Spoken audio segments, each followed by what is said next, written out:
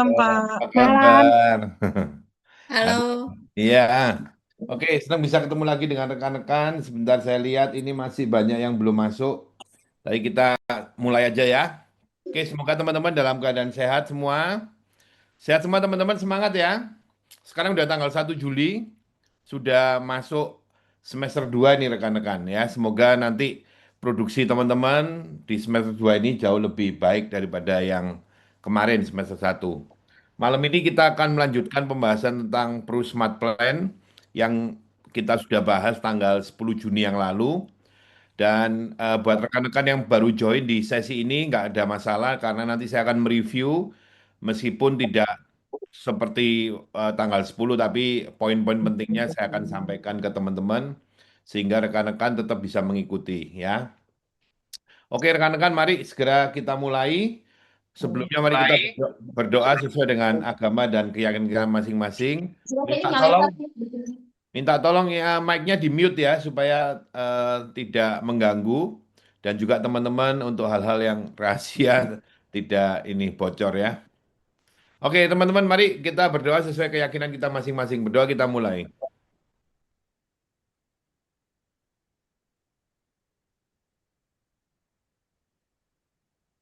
Amin, berdoa selesai. Yuk, langsung ya rekan-rekan ya. Halo. Yazin, thank you. Yuk, disclaimer dulu nih, disclaimer. Materi dan penjelasan dalam kelas kita ini adalah pandangan pribadi saya selaku pemberi materi yang disampaikan untuk tujuan edukasi ya, bukan saran melakukan tindakan tertentu. Peserta atau rekan-rekan perlu menyesuaikan diri dengan keadaan masing-masing dan juga nasabahnya.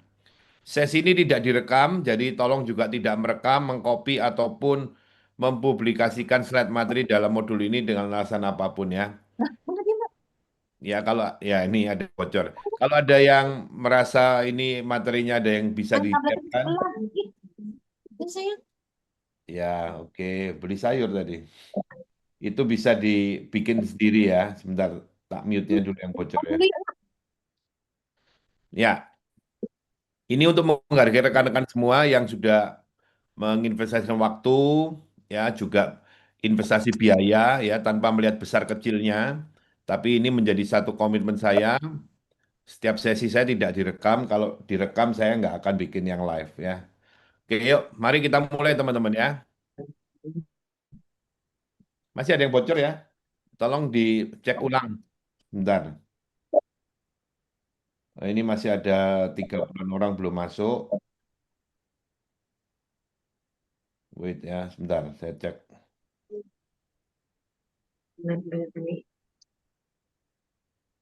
Oke, ya. Jadi mari kita langsung masuk ke agenda pertama tentang poin-poin penting dari kelas kita yang tanggal 10 ya, tentang Pro Smart Plan. Sebentar ada yang bocor ya. Oke ya. Ini khususnya buat teman-teman yang baru join di kelas ini. Ini saya ulang secara ringkasnya poin-poin pentingnya. Buat teman-teman yang kemarin sudah ikut, Anda tinggal mereview ulang ya. Ini kira-kira poin-poin pentingnya teman-teman ya. Ada bocor. Selalu ada yang bocor. Oh, ini masih nyala nih. Eh, ini apa ini Lina atau David tuh fotonya ya. Sama Bu Lucy tolong dimatiin ya mikrofonnya ya.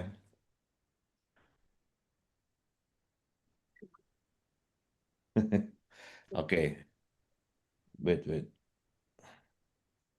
Yang pertama rekan-rekan, Pro Smart Plan, Pro Smart Plan ini kan untuk masa 20 tahun ya.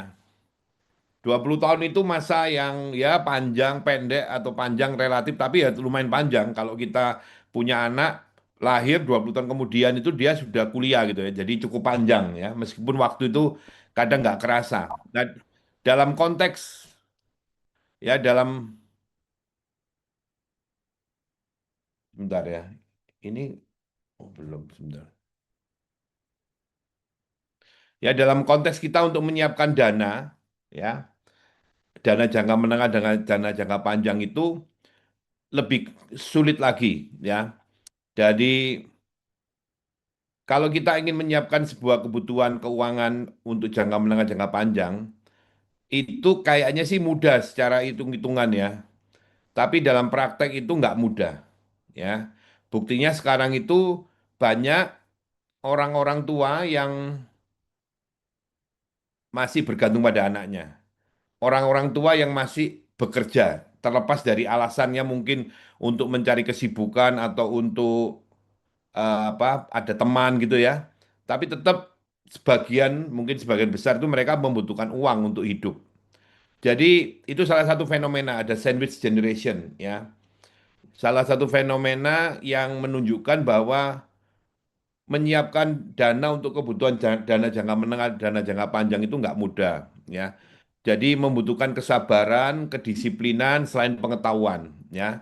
Kemarin saya menyinggung tentang Hofstadter Laws itu satu hasil riset dari Douglas Hofstadter ya yang konteksnya sih bukan untuk perencanaan keuangan tetapi beliau menyatakan bahwa segala sesuatu itu cenderung lebih lama dari yang direncanakan ya. Dalam konteks perencanaan keuangan, segala sesuatu yang kita udah rencanakan itu seringkali kita nggak sabar gitu ya, nggak sabar sehingga seringkali kita ingin mencari jalan yang lebih cepat, yang ujung-ujungnya itu malah kita tidak bisa mencapai tujuan karena ya kalau dalam konteks keuangan kita salah berinvestasi, kita nggak puas dengan hasil yang ada, kita ambil, kita simpan di investasi yang lebih menjanjikan, ya keuntungan yang lebih tinggi, tapi ujung-ujungnya malah rugi, ya. Kemudian ada fenomena di zaman sekarang ini ada FOMO, YOLO gitu ya. Jadi orang itu Apa ingin, info dulu? You only live once. nah itu ya, Sherry. Jadi, Fear of missing out. nah itu bocor, Sherry ya. Jadi, Sudah kok. iya, wis. Jadi itu yang membuat orang itu selalu pengen pengen tampil ya, pengen ikut ya dengan tren yang ada ya. Seringkali orang itu pengen menikmati ya. Ya hari ini besok ada urusan yang lain ya. Buat apa mengkhawatirkan hari esok? Nah itu tapi ya konteksnya nggak seperti itu harusnya. Artinya orang itu cenderung boros, cenderung menggunakan apa yang mereka miliki ya sekarang dinikmati gitu ya. Sehingga mereka cenderung lupa karena apa? Ah, kan masih ada hari esok ya. Kayak kita kan sama dulu waktu belajar ya, waktu kuliah mungkin masih ada hari esok.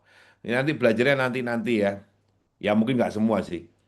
Lalu ada juga tentang ini kita bekerja nih, kan masih Juni, masih Juli awal nanti aja deket-deket akhir tahun baru bekerja ya. Jadi orang cenderung tadi nggak menunda ya. Kalau konteks perencanaan keuangan nggak sabar, nggak disiplin ya, ingin menggunakan uangnya. Kenapa? Karena salah satu sebab kalau kita ngomong tentang uang, karena uang itu bisa kita ambil ya. Contoh ya, kemarin saya kasih contoh, Anda punya uang nih, Anda ada di tabungan, bisa diakses dengan mobile banking, ada ATM dan sebagainya. Dengan Anda punya uang tapi nggak diapa-apain, ditaruh deposito. Anda nggak bisa ngapa-ngapain. Satu bulan yang akan datang, kemungkinan uang yang ada di dalam rekening tabungan itu berkurang, teman-teman. Ya, berkurangnya bisa banyak, bisa sedikit tergantung sikon. Kalau kita mau pas liburan, ya Anda sudah nyiapkan uang untuk liburan, tapi Anda tetap punya rekening tabungan uang ada duitnya di situ misalkan. Sama-sama 100 juta ya. Yang satu deposito, yang satu di tabungan, tapi Anda pergi itu sudah punya sangu, ya udah persiapan. Besar kemungkinan uang yang di tabungan itu tetap Anda bisa pakai ya. Karena Anda bisa ngakses uang itu ya. Nah, ini salah satu godaannya, teman-teman. Maka PSP di sini, menurut saya positioningnya itu bukan insurance, karena kita udah pelajari PSP itu beda dengan insurance pada umumnya ya. PSP itu menurut saya menarik dipandang sebagai sebuah sistem. Kalau Anda sudah merasakan sulitnya merencanakan pemenuhan kebutuhan keuangan jangka menengah jangka panjang, Anda akan bisa menghargai sistem ini. Nah, sistem ini di dunia keuangan itu mirip dengan yang namanya anuitas ya. Anuitas itu ada sudah sejak lama ya, sudah sejak lama itu ada ya. Jadi dia tetap dibutuhkan walaupun mungkin tidak memberikan return yang sangat tinggi. Masih banyak investasi lain memberikan return yang lebih tinggi. Tetapi sebagai sebuah sistem anuitas itu dibutuhkan sekali karena orang sulit untuk mengelola uangnya apalagi untuk kebutuhan jangka panjang ya, jangka menengah panjang karena tadi banyak godaan dan sebagainya. Apalagi zaman sekarang teman-teman ya. Sekarang tiba-tiba ada diskon gitu ya, sale. Wah, Anda pasti tergoda ya, apalagi itu barang yang sangat Anda inginkan ya.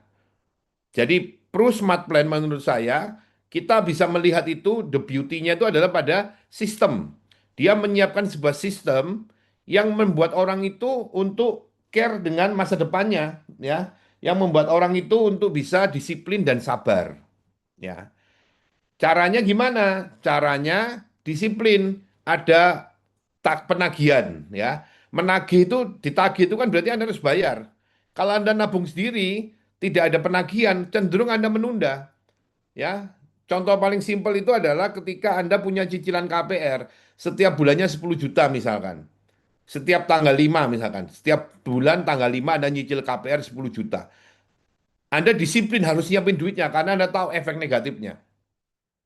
Ketika KPR-nya lunas, pertanyaannya, apakah setiap tanggal 5 bulan berikutnya Anda tetap bisa nabung 10 juta? Mungkin bisa sebagian orang, tapi mungkin bagi sebagian yang lain nggak bisa. Karena akan muncul keinginan yang lain ya. Saya sambil ini kok belum nambah-nambah ya. Masih. Oke, jadi itulah yang namanya permasalahan perilaku ketika kita menyiapkan pemenuhan kebutuhan dana jangka menengah dana jangka panjang ya. Jadi PSP ini membantu orang untuk disiplin. Kemudian membantu orang untuk sabar ya. Sabar. Jadi uang itu kan butuh waktu untuk bertumbuh ya, harus sabar.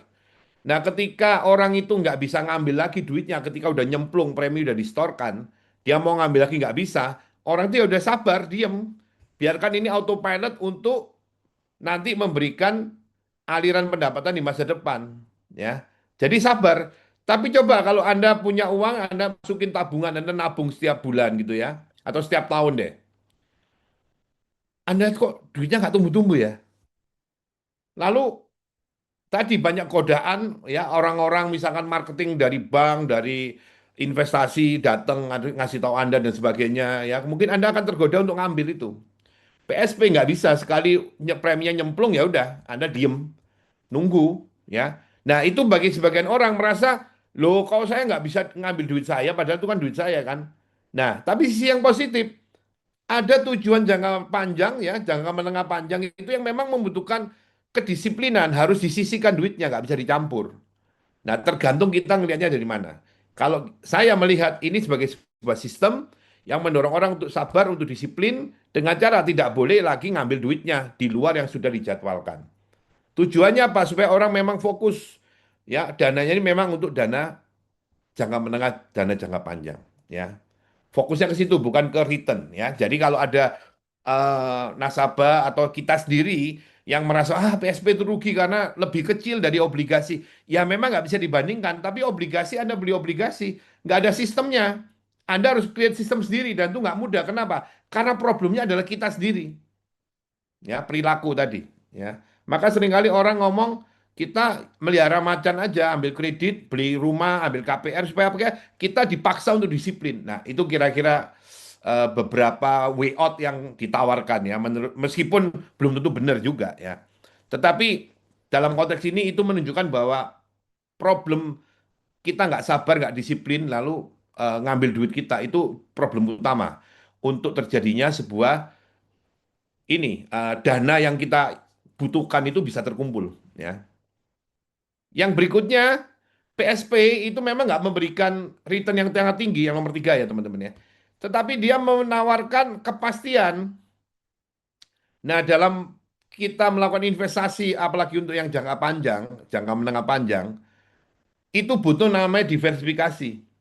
Diversifikasi selain kita membeli jenis-jenis aset yang berbeda itu kita juga harus memperhitungkan namanya profil ya, profil risiko, profil keuntungan ya. Istilahnya itu kita perlu menyimpan uang dalam berbagai jenis kelas aset supaya portfolio kita itu bisa berlaku untuk all season ya. Contoh sekarang ini marketnya lagi naik turun.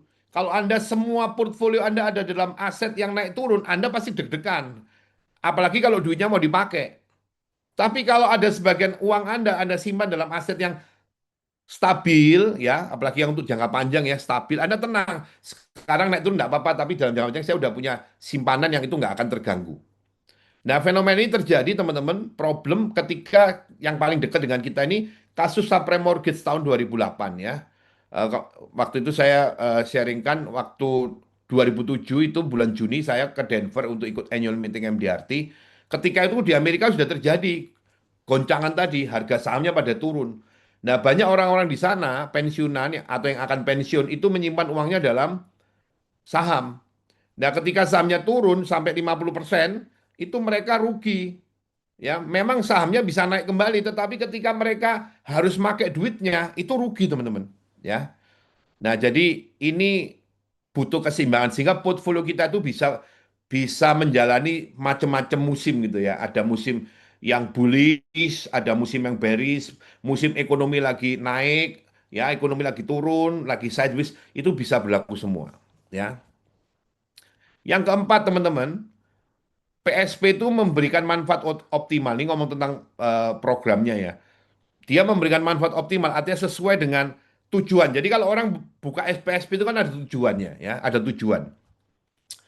Idealnya ya. Jadi dia memberikan manfaat optimal saat tidak terjadi risiko.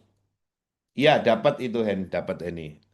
Ya, jadi PSP itu memberikan manfaat yang optimal ketika tidak terjadi risiko. Atau risiko itu terjadi setelah masa pembayaran premi selesai, setelah premi dilunasi semua. Kemarin kita hitung rate of return-nya atau imbal hasilnya itu sekitar 3,2% net per tahun. Kalau net per tahun, kalau kita bandingkan dengan deposito, itu ekuivalen dengan 4% gross. Di mana 4% gross itu kurang lebih sama dengan bunga LPS. Yang sekarang ya, penjaminan LPS bulan Juni ya. Juni sampai September nanti. Itu 4%. Artinya orang kalau nyimpen di sini itu mendapatkan rate of return setara dengan penjaminan LPS ya 4% gross untuk saat ini atau 3,2% net ya. Nah, pertanyaannya, loh tapi kan bunga deposito bisa naik. Ya memang, tapi bisa turun juga loh. Jadi bunga itu bisa naik, bisa turun. Jadi risiko dalam deposito itu juga ada. Tabungan deposito ada risikonya, namanya risiko reinvestasi. Suku bunganya bisa turun, ya. Nah, jadi tapi kalau kita nyimpan uang dalam PSP itu tidak akan mengalami naik turunnya karena udah dipatok ya seperti ini. Tetapi seperti ini itu hanya berlaku untuk batch 1. Batch 2 nanti setelah November kita nggak tahu desain PSP-nya seperti apa. Ya, kalau Anda baca playbooknya seperti itu. Nah, yang kelima, pada saat terjadi risiko selama masa pembayaran premi, kan ada yang nanya nih, lebih bagus mana yang 6 tahun atau yang 8 tahun? Nah, jawabannya tergantung risikonya kapan terjadi. Kalau risiko itu terjadi selama masa pembayaran premi, PSP yang masa bayar 6 tahun itu memberikan hasil lebih tinggi daripada yang 6 tahun lebih tinggi dari yang 8 tahun, ya. Tapi kalau tidak, ya, misalkan sehat, ya, tidak terjadi risiko, yang 8 tahun cenderung lebih tinggi. Tetapi ingat ada nilai waktu uang juga ya. Dia pada nilai manfaat akhir itu memberikan 1,2%, 120% tambahan. Kalau yang 6 tahun tidak untuk manfaat akhirnya ya. Tetapi mana yang lebih oke, tentu saja tergantung dari klien masing-masing kapan dia membutuhkan dananya ya. Kapan dia membutuhkan dana untuk digunakan. Itu poin pentingnya. Kalau dia merasa, oh nanti saya pakainya tahun ke-9 ya nggak apa-apa. Tapi kalau dia butuh tahun ke-7 lebih cepat ya yang 6 tahun lebih cocok. Ya. Nah yang terakhir rekan-rekan dari kelas kita tanggal 10 Juni kemarin, PSP itu bukan asuransi ya. Dia memang insurance, tapi dia beda dengan karakteristiknya beda dengan asuransi pada umumnya. Ya, karakternya beda. Jadi karena perbedaan itu, maka PSP itu dimungkinkan untuk dipakai sebagai pelengkap dari perencanaan asuransi. Kalau asuransi pada umumnya itu setelah terjadi risiko meninggal, ya udah lamsam diberikan uang pertanggungannya. Nah, ini ada plus ada minusnya, kita udah bahas kemarin ya. Tetapi kalau PSP diberikan meskipun tidak setinggi asuransi pada umumnya, tapi selepas itu justru manfaat tunainya yang tinggi, teman-teman. Manfaat tunainya, ya. Ya, itu yang akan tetap diberikan. Nah, jadi dengan menggabungkan PSP dengan polis-polis asuransi pada umumnya, misalkan Anda datang pada nasabah lama, Anda cerita tentang PSP, ini bisa dipakai untuk melengkapi. Tapi sekali lagi kita harus objektif rekan-rekan bahwa PSP ini memang tidak memberikan return yang spektakuler.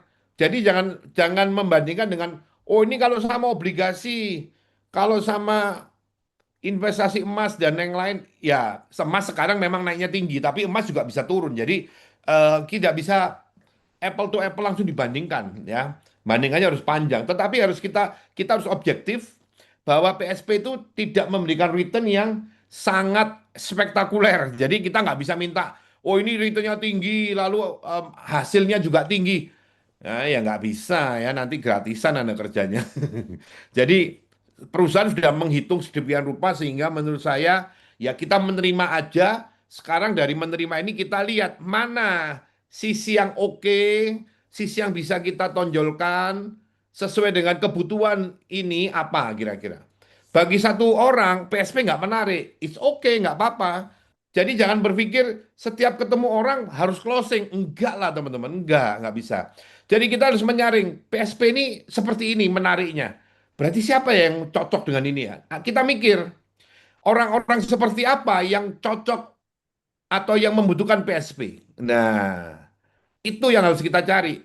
Jadi jangan berpikir saya kok prospek nggak bisa ya nggak bisa. Ya mungkin orangnya nggak cocok, ya nggak cocok rekan-rekan. Jadi kita harus betul-betul teliti, tahu tentang PSP itu apa, angle yang menarik yang mana, menarik untuk kebutuhan apa, siapa yang membutuhkan seperti itu. Nah, kita cari. Ketika kita udah ketemu, kita menganalisa, kita berpikir, kemudian kita menentukan orang-orangnya, mungkin itu nasabah lama Anda datang cerita gitu kan. Nah, kalau mungkin uang kecil misalkan premi minimal kan 22 juta. Buat orang yang kaya, ah udahlah untuk supaya saya punya-punyaan ya is okay. Tapi yang saya bicarakan di sini kita membeli sesuatu secara serius jadi ada perhitungannya ya. Kalau asal menjual sih bukan konteks itu yang saya bahas tadi. Tapi kita betul-betul memanfaatkan PSP ini betul-betul untuk memenuhi kebutuhan klien, kebutuhan yang lain. Jadi orang tuh sadar sehingga mereka berani untuk spend uang yang signifikan besarannya ya. Kalau asal closing aja bukan itu yang saya maksud ya. Nah, kira-kira ini poin-poin penting yang kita bahas di kelas kita tanggal 10 Juni. Ya tentu saja ada detail-detailnya, tidak mungkin saya ceritakan semua, nanti kita dua, dua topik nggak cukup. Yang topik yang sekarang ini juga menarik. Jadi semoga ini bisa mengantar rekan-rekan yang saat ini baru ikut kelas ini untuk bisa memahami pembahasan di kelas yang khusus kita mau adakan hari ini ya. Cukup jelas teman-teman? Semoga jelas ya. Jelas kok. Oke, yuk sekarang kita masuk. Oke, ya. Ya, sekarang kalau kita sudah tahu tentang, oke, thank you. Kalau kita sudah tahu tentang PSP ya, tadi berbagai macam angle kita udah ngerti. Sekarang langkah selanjutnya adalah bagaimana kita bisa menjual Prusmart Plan. Karena udah tahu kan, kalau kita belum tahu harus kasih cari tahu dulu supaya kita ngomongnya tuh lebih sistematis, lebih cocok gitu ya. Nah, jadi bagaimana kita bisa bocor ya. Bu Meliat bocor. Bagaimana kita bisa menjual Pro Smart Plan secara mudah dan sederhana? Yuk kita lihat sama-sama ya. Yang pertama rekan-rekan selalu ya, saya selalu ngasih tahu ke teman-teman bahwa kita perlu melihat sisi menarik. Jadi produk itu kan sudah didesain oleh perusahaan. Apapun perusahaannya ya. Nah, kita ada di Prudential, ya udah kita menerima portfolio produk yang ada, kita terima. Kemudian kita teliti mana yang menarik. Sama dengan PSP nih, ya. Pertama kita lihat mungkin nggak oke, tapi setelah saya lihat-lihat lebih dalam, oh tetap ada sisi menariknya dan ini cocok untuk orang-orang tertentu. Makanya saya katakan ini untuk niche market dan very segmented gitu ya. Maka kita juga harus tahu niche marketnya itu yang mana aja gitu ya, supaya kita bisa lebih pas ngomongnya. Nah, jadi harus kita selalu ada sisi menariknya.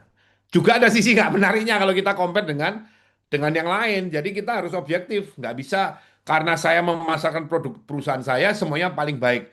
nanti ya nasabah Anda prospekannya mungkin jadi ya mungkin mereka kurang appreciate juga. Jadi perlu objektif ya.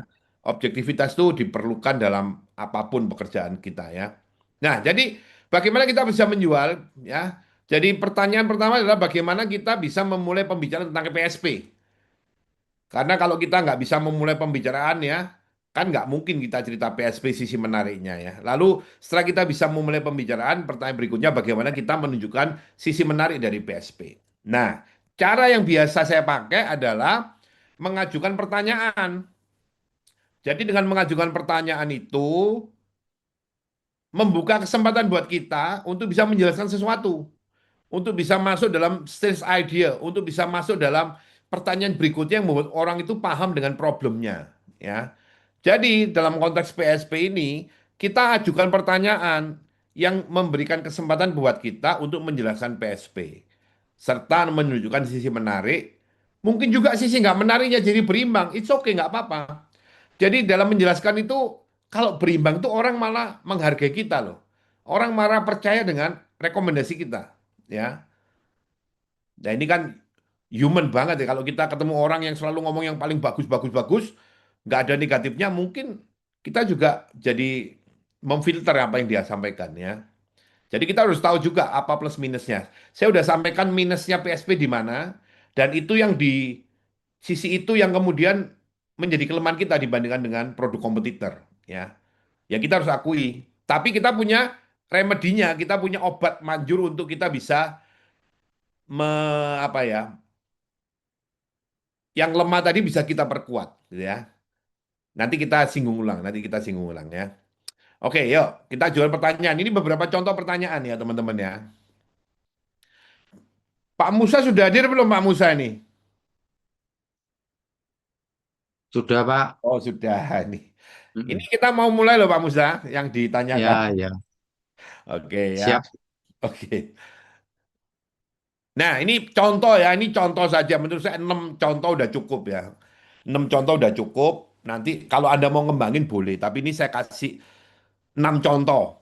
Bagaimana openingnya ya. Opening supaya nanti kita bisa masuk menjelaskan ke PSP. Punya kesempatan untuk ngomong tentang PSP. Ya. Nanti kita coba akan lihat satu persatu ya. Ini pertama misalkan ya. Ini kan kebetulan kondisi ekonomi itu sedang nggak jelas gitu kan, nggak jelas ya.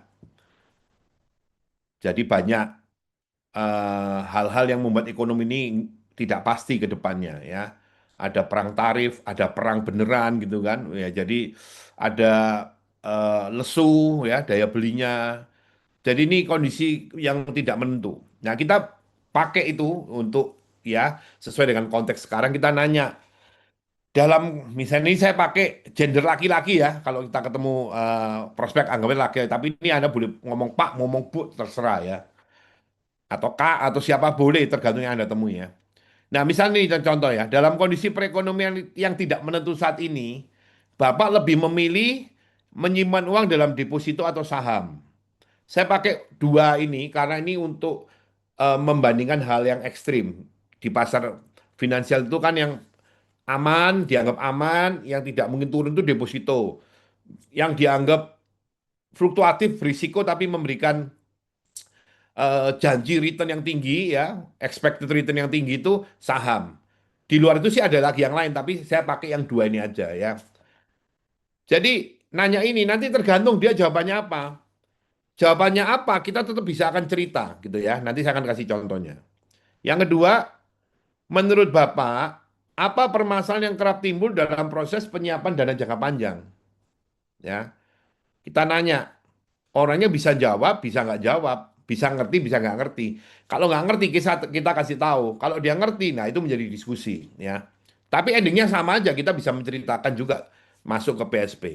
Yang ketiga, apakah menjalani masa pensiun secara mandiri tanpa bergantung pada bantuan anak-anak itu penting bagi Bapak?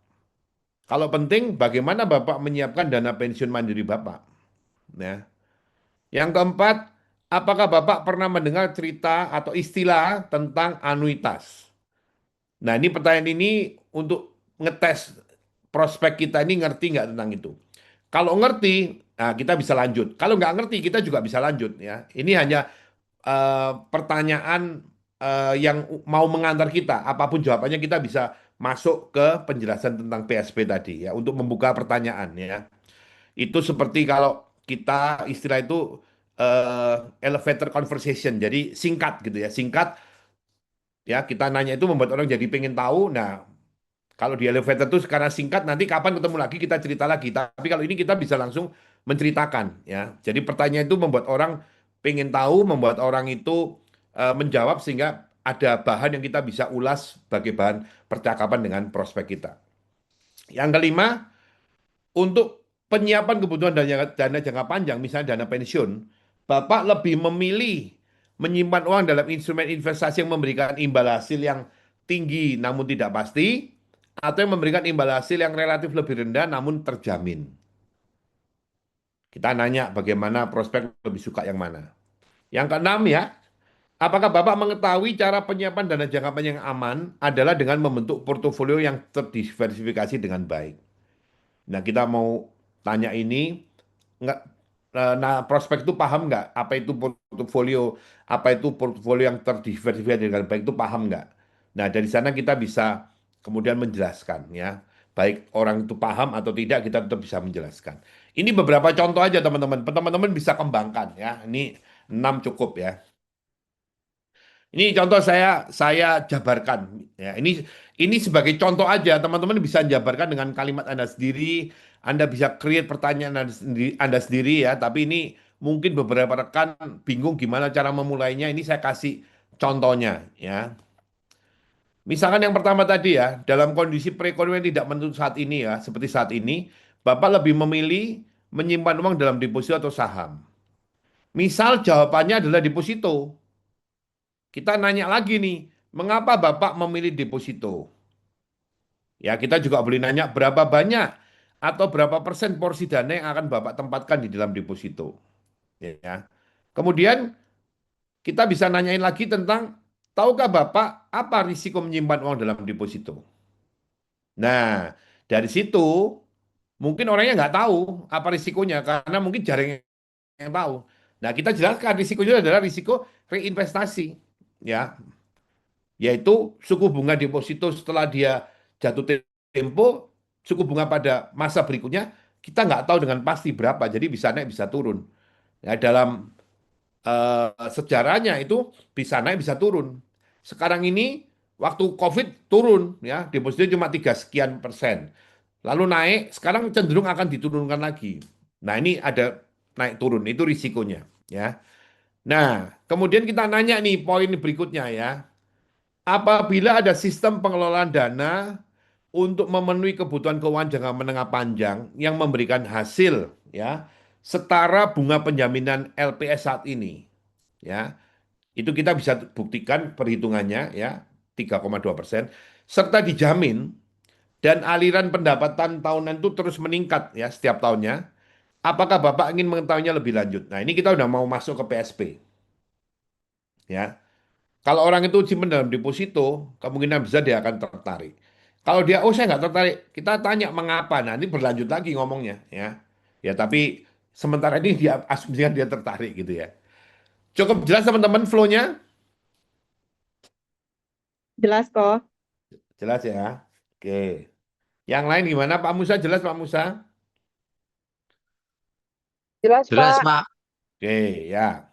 Nah, sekarang misalkan nih jawabannya untuk yang pertanyaan pertama itu jawabannya adalah oh, saya saham. Saya tetap saham. Kenapa? Oh, karena kesempatan saham lagi murah sekarang gitu ya. Ya benar juga itu ya. Dan ini kan jangka panjang, saya nggak akan ambil-ambil. Benar juga teman-teman, itu benar ya. Nggak keliru. Yang deposito juga nggak keliru. Kenapa? Karena tergantung preferensi kayak gitu ya. Nah kita tanya sama, mengapa Bapak memilih saham? Berapa banyak dan berapa persen dana yang Bapak tempatkan dalam saham? Tahukah Bapak risiko menyimpan uang dalam saham? Nah, kalau Anda nanya, berarti Anda juga harus tahu loh. Kalau orang itu tanya, apa risikonya? Kalau Anda nggak bisa jelasin, ya lucu ya. Harus bisa jelasin ya. Ya risikonya kita tahu lah saham itu naik turun gitu kan. Kemudian Anda dijelaskan apa efek naik turun itu.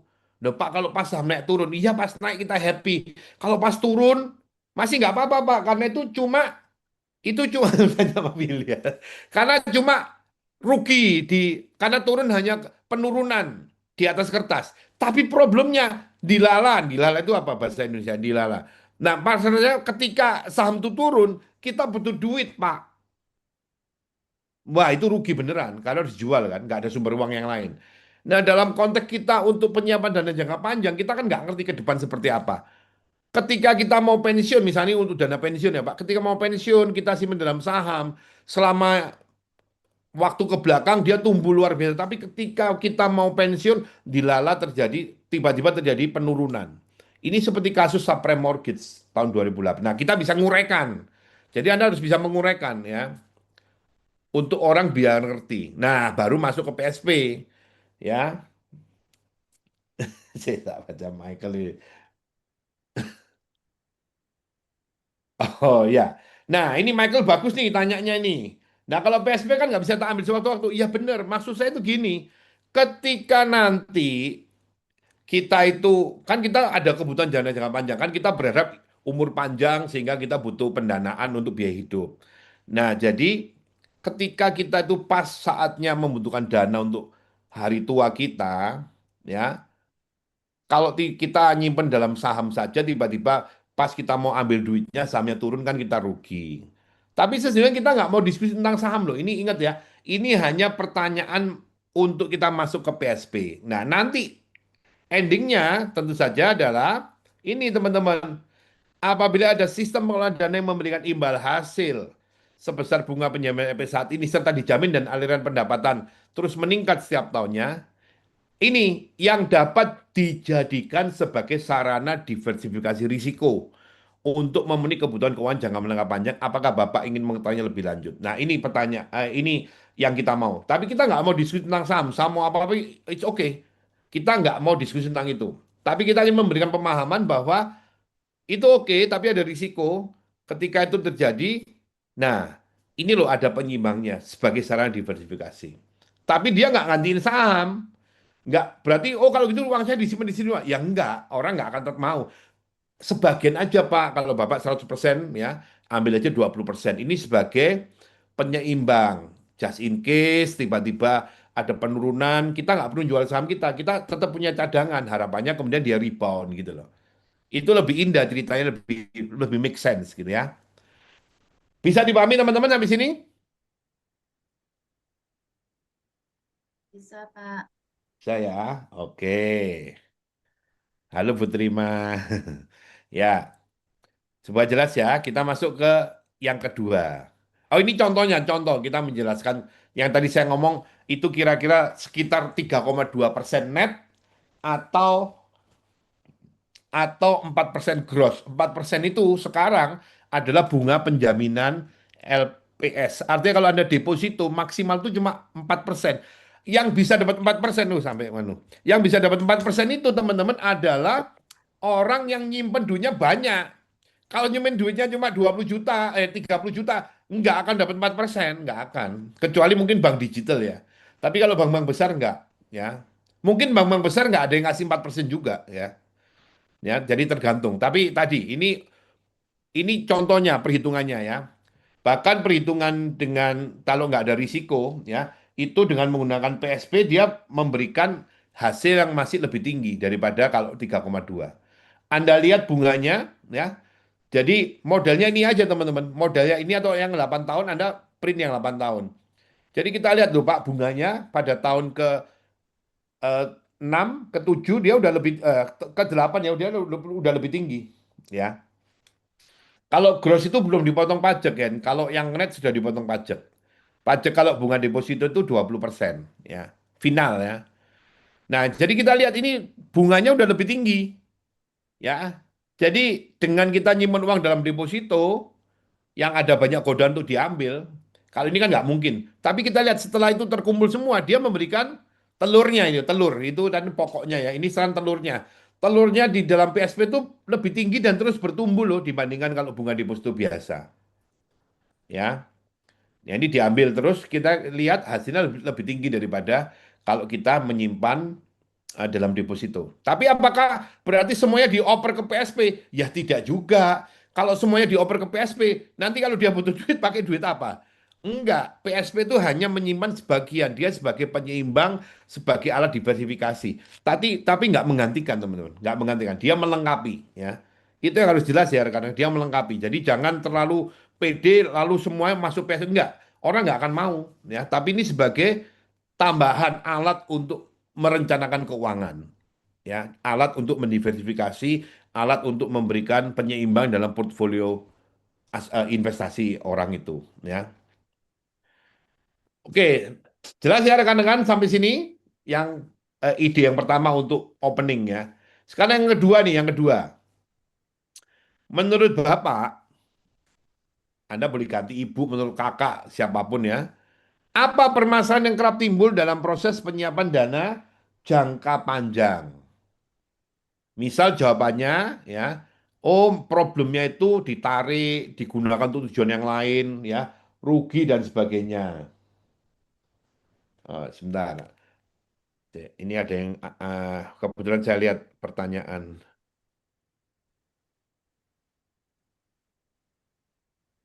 Oh bunganya, ya. Jadi nomor satu tadi asumsinya ini bagus ya. Itu kalau selama deposito ini ya, yang deposito tahun pertama sampai tahun kelima itu aro pokok dan bunga. Tapi sejak tahun ke-6 dia cuma aro pokok aja karena bunganya diasumsikan diambil. Kenapa kok diasumsikan diambil? Karena di PSP itu kan diambil ya. Jadi supaya dia comparable diambil ya. Artinya pokoknya nggak akan tumbuh karena bunganya diambil terus gitu. Ya. Gitu ya Yul. Ya. Sekarang ini ya. Misalkan orang yang jawabnya itu teman-teman. Ditarik digunakan untuk tujuan yang lain atau rugi dan sebagainya. Ya kita langsung bisa lanjutin. Tapi kalau orang yang ngomong, apa ya problemnya saya nggak tahu.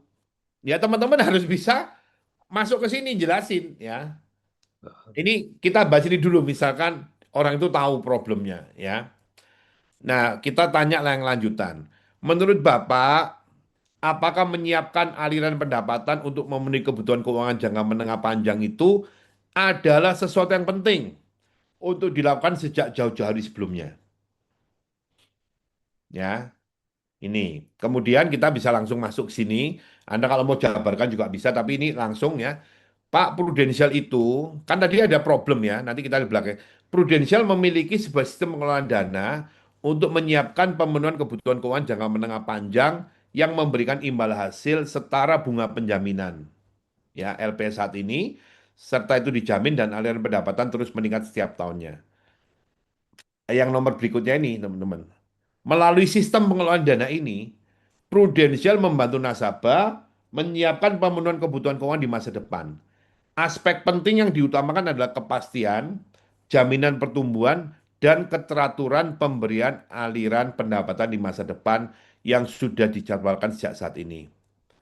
Apabila Bapak memiliki sistem pengelolaan dana semacam ini, apakah sistem ini dapat membantu Bapak mengatasi permasalahan penyiapan dana jangka panjang yang Bapak sampaikan tadi? Jadi ini menyimpulkan dari jawaban dia di depan, ya. Seperti itu kira-kira. Cukup jelas rekan-rekan? Bisa dipahami? Jelas. Jelas Ya, ya. Pak. Ini ini Jelas kok. harusnya praktek, tapi kalau praktek nanti anu, nanti prakteknya di lingkup kecil aja, ada latihan di lingkup kecil ya, teman-teman. Tapi kira-kira flow-nya seperti ini ya. Yang ketiga, contoh berikutnya, apakah menjalani masa pensiun secara mandiri tanpa bergantung pada bantuan anak-anak itu penting bagi Bapak? Bagaimana Bapak menyiapkan dana pensiun mandiri Bapak? Ya, pertanyaan bisa di hold dulu satu dulu, kemudian dia jawab apa, baru kita tanya berikutnya. Misal jawabannya iya, ya. Kalau dia jawabnya tidak, terus bagaimana Bapak kalau misalkan menyiapkan dana apa istilahnya untuk pensiun ke depan, sementara tidak ada ini apa penyiapan secara mandiri, terus bagaimana memenuhi kebutuhan hidupnya, ya. Tapi secara umum orang harusnya jawabnya iya ya. Artinya dia memenuhi kebutuhannya sendiri. Atau kita ulang kalau dia jawabnya tidak, Pak maksud saya itu gini loh Pak. Bapak nanti masa depan itu umur panjang Kan mungkin sudah nggak bekerja seperti sekarang. Kan tetap harus menjadi kehidupan. Kan pengen tetap menjadi kehidupan dengan baik kan, Pak. Itu kan butuh uang untuk hidup. Nah, yang disebut pensiun mandiri itu Bapak nggak ngerepotkan siapa-siapa lagi. Itu penting nggak buat Bapak? Diulang pertanyaan. Mungkin dia nggak jelas. Ya. Nah, misalnya jawabannya jelas, ya gitu ya. Kita bisa nanya lagi. Apa yang sudah Bapak lakukan agar mampu menjalani masa pensiun secara mandiri tanpa merepotkan atau bergantung pada anak-anak? Nah, kita dengerin dia gimana gitu kan. Nah, nanti kalau misalnya, oh saya sudah siapkan, saya punya simpanan uang dalam bentuk deposito, saya dapat dividen, dapat bunga, saya juga simpan dalam obligasi, saya dapat kupon, saya juga simpan dalam saham, saya juga simpan dalam properti, punya macam-macam, ada uang sewa dan sebagainya. Terus kita ngomong gimana? Ya bagus itu udah bagus banget. Pak itu oke banget. Nah, Pak berarti kan Bapak sangat care ya Pak dengan penyiapan dana masa depan untuk pensiun. Nah ini loh Pak, Bapak bisa tambahkan satu lagi Pak dalam portofolio Bapak khusus untuk dana masa depan. Bedanya Pak kalau ini sudah diperjanjikan di depan.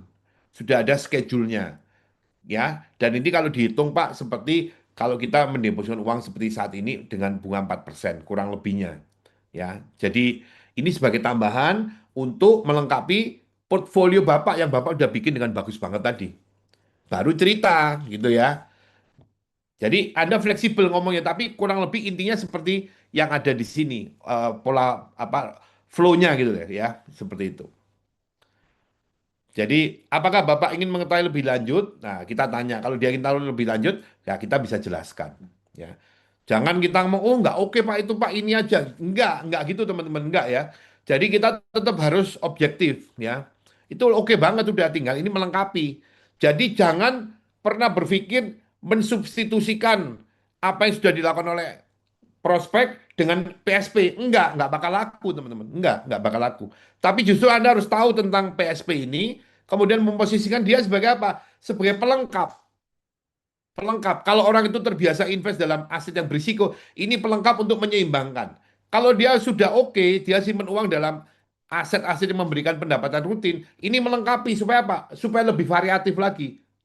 Seperti itu, ya. Berarti orang itu kan konsen dengan itu. Nah, ini memberikan tambahan, sifatnya juga sudah dijadwalkan, jadi ini bisa memberikan semacam variasi dalam melengkapi portfolio investasi untuk dana jangka panjang klien tadi. Ya. Bisa dimengerti teman-teman? Lanjut kok.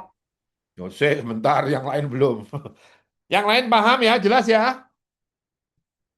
Paham kok? Paham, Oke, Pak. sip. Nah, yang penting itu, yang penting kita harus uh, bisa memahami ini lalu menyampaikan secara common sense ya, sehingga orang itu juga, oh ya masuk akal juga yang disampaikan ya. Yang disebut Heru ini masuk akal ini ya. Jadi malah tertarik. Tapi kalau kita mau mempertentangkan atau mengakui lebih oke, malah keliru, malah keliru. Orang malah nggak mau. Yang jelas-jelas, wong jelas-jelas obligasi itu memberikan return lebih tinggi. Nah ini melengkapi tadi ya, ingat ya, itu melengkapi, mendiversifikasikan ya, seperti itu.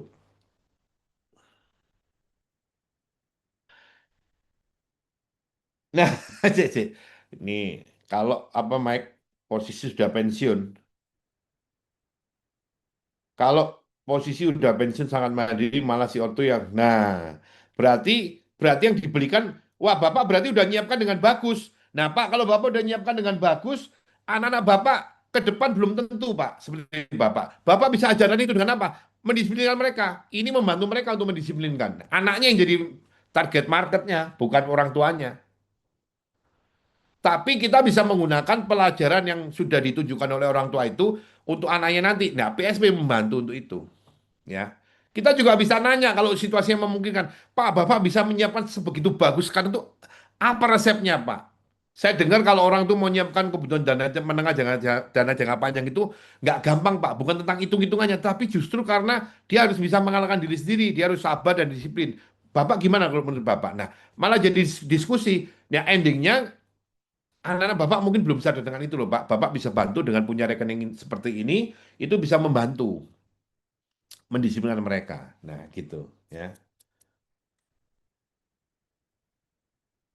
Jelas ya. Jadi ini sebagai satu ide buat teman-teman, Tapi pasti di dalam praktik di lapangan tidak akan semulus ini semuanya sesuai skenario. Enggak. Jadi jangan menghafalkan skrip ini. Ini bukan untuk dihafalkan, tetapi ini memberikan ide buat rekan-rekan. Oh, pola pikirnya itu seperti ini loh. PSP itu posisinya seperti ini. Sehingga Anda bisa lincah ketika ketemu orang itu Anda bisa lincah. Memberikan edukasi itu bisa lincah. Tidak terpaku pada ini. Enggak gitu maksud saya ya. Ini hanya memberikan semacam ide bagaimana kita bisa menjelaskan masuk untuk ngomong tentang PSP ini ya. Bukan sebagai skrip mati, enggak. Anda nanti kaku semua malah jelek, enggak gitu ya. Tetap Anda harus belajar yang lain. Jadi ada wawasan sehingga Anda bisa membawa ini dengan bagus gitu ya. Sehingga orang bisa mengerti. Oke, berikutnya nih. Sebentar, sambil ngelihat ini apa ini. Loh justru karena anaknya masih disupport, yang bayari bapaknya. Yang bayari bapaknya. Ya, sing bayari bapaknya tadi. Nah, jadi ini berikutnya ya, yang keempat. Apakah Bapak pernah mendengar istilah anuitas? Ini hanya pancingan aja ya. Ya udah dilupakan. Mau ikut campur dilupakan. Ya, kalau itu sih jadi kembali ya. Kembali ingat ya teman-teman ya. Tidak setiap orang yang kita temui itu harus closing. Ya, tidak. Ya, jadi rekan-rekan, tidak setiap orang yang kita temui itu harus closing.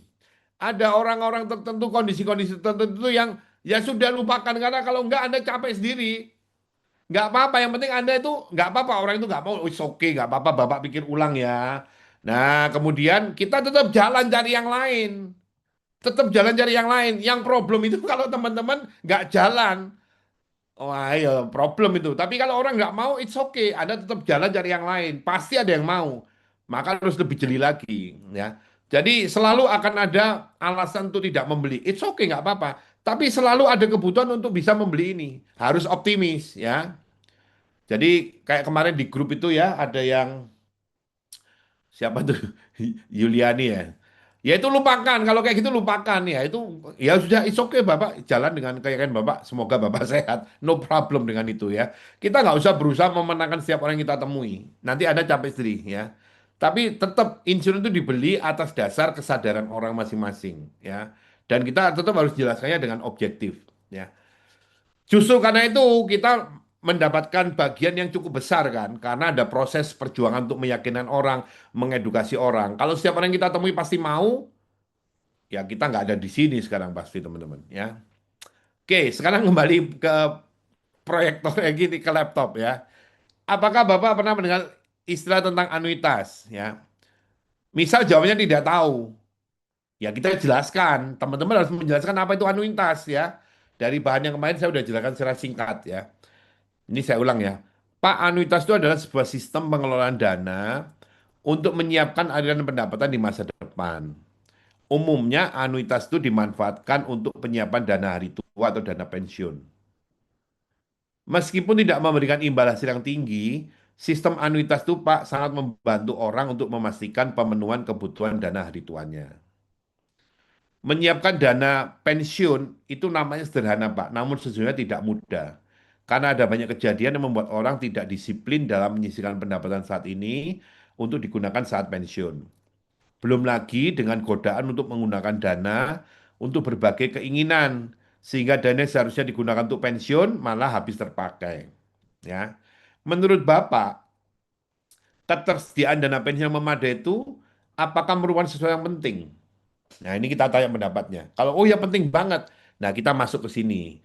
Prudensial memiliki sebuah sistem pengelolaan dana untuk menyiapkan pemenuhan kebutuhan keuangan jangka menengah jangka panjang yang memberikan imbal hasil setara bunga penjaminan LP saat ini. Serta ya dijamin dan aliran pendapatan terus meningkat setiap tahunnya. Melalui sistem pengelolaan dana ini, Prudensial membantu nasabah menyiapkan pemenuhan kebutuhan. Ini bocor ya.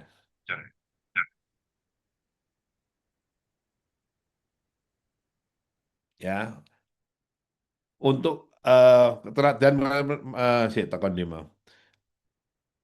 Prudent membantu nasabah menyiapkan pemenuhan kebutuhan keuangan di masa depan, seperti dana hari tua. Aspek penting yang diutamakan adalah kepastian, jaminan, ya, pertumbuhan, dan keteraturan pembelian aliran pendapatan di masa depan yang sudah dijadwalkan sejak saat ini. Apabila Bapak memiliki sistem pengelolaan dana semacam ini, apakah sistem ini dapat membantu Bapak menyiapkan dana hari tua dengan lebih baik? Ya, ini kembali ke sini. Jadi ada eh, core-nya itu yang nggak berubah, ya. Prudential memiliki sistem bla bla supaya kita lebih lebih fasih waktu kita menjelaskan itu, ya. Misalkan jawabannya tahu, oh saya tahu anuitas itu apa. Kita nggak usah jelaskan anuitas lagi, kita langsung aja menurut Bapak seberapa besar manfaat sistem anuitas bagi kebutuhan dana jangka menengah, dana jangka panjang. Wah menurut saya nggak bagus. Kenapa? Karena saya bisa investasi sendiri. Nah, kita langsung masuk, nggak usah ngomong anuitas lagi. Masuk, Bapak investasi dalam bentuk apa? Lalu kita masuk misalnya saham. Apa Pak risiko kalau kita berinvestasi dalam saham? Misalnya properti, kita bisa nanya, Pak kalau investasi properti itu apa hal yang harus diperhatikan? Apa risikonya? Ya kita harus tahu apa risikonya. Kalau kita nggak tahu risikonya ya nggak bisa jelasin ya. Kalau properti risikonya dia nggak liquid. Jadi ketika kita butuh uang, nggak ada duitnya yang bisa cepat dicairkan. Ya. Jadi ini yang kita pahami, yang belakang sama persis. Ya. Cukup jelas teman-teman untuk poin 4 ini? Halo? Jelas kok. Jelas. Oke. Jelas. Sekarang jelas-jelas nanti tinggal ngomongnya, latihan ngomongnya. Itu problem yang lain. Problem yang lain. Problem pertama idenya, setelah tahu idenya, problem berikutnya ngomongnya. Setelah tahu cara ngomongnya, problem berikutnya gimana ngomong dengan menarik. Jadi ada banyak. Itu dalam semua presentasi ya teman-teman ya. Harus dilatih ya. Itu problem berikutnya gimana menjadikan FYP. Itu problem berikutnya ya. Oke. Tapi sudah ada cukup banyak yang closing PSP cukup banyak teman-teman ya. Kendalanya sekarang itu karena harus pakai 2.0 sehingga agak sulit untuk harus ketemu kan. Eh, Juli ini katanya mau dibuat bisa mulai dengan cekatan. Jadi harapannya kalau dengan cekatan itu teman-teman juga lebih cekatan dalam closingnya, lebih cepat tanpa harus bertemu ya. Ya, contoh yang kelima nih, yang kelima. Untuk penyiapan kebutuhan dana jangka panjang, misal dana pensiun, Bapak lebih memilih ya menyimpan uang dalam instrumen investasi yang memberikan imbal hasil tinggi, namun tidak pasti, atau yang memberikan hasil relatif Itu lebih Pi rendah, dimakan. namun terjamin. Ya, teman-teman ini saya ada tamu. Ya. Sebentar ya teman-teman ya, ini ada tang ting tong tang. Sebentar ya.